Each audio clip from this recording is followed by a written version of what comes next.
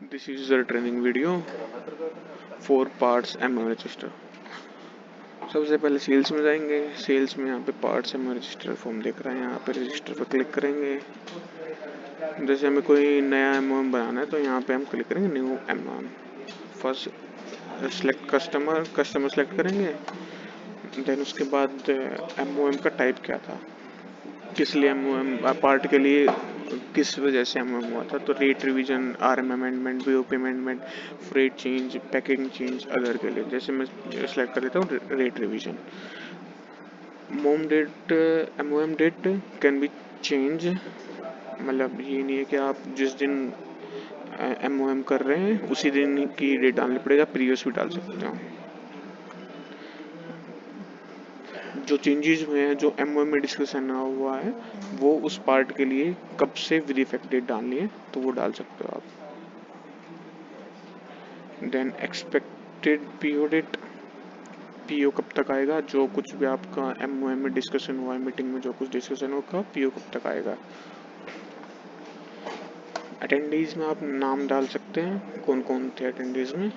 उसके बाद scope description में आप जो कुछ था वो ऑप्शनल है, जो कुछ डालना है आप डाल सकते हैं यहाँ पे। देन उसके बाद MOM का डॉक्यूमेंट बनाया होगा आपने, आपको यहाँ डालना है।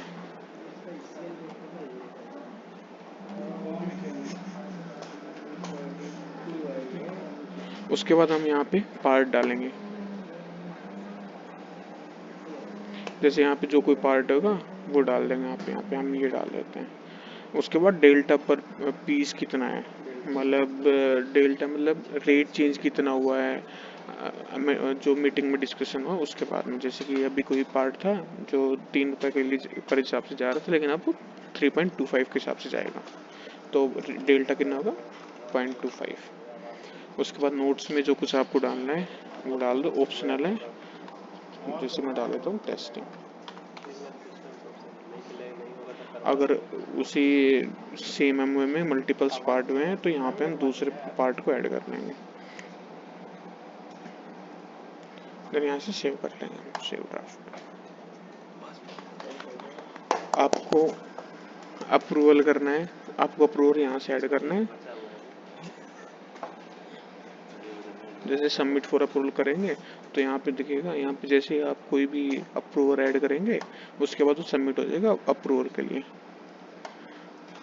और अप्रूव कहाँ से होएगा, अप्रूव के लिए यहाँ से होएगा। जैसे कि ये वाला पहले से पढ़ा है तो यहाँ पे खोज जाएंगे, अप्रूव डिटेल्स पे क्लिक करेंगे। उसके बाद जैसे यहाँ विनोद कुमार गुप्ता के नाम से अप्रूवर ऐड है, तो विनोद कुमार गुप्ता जैसे वो लॉगिन करेंगे तो यहाँ दिखेगा अप्रूव और कमेंट।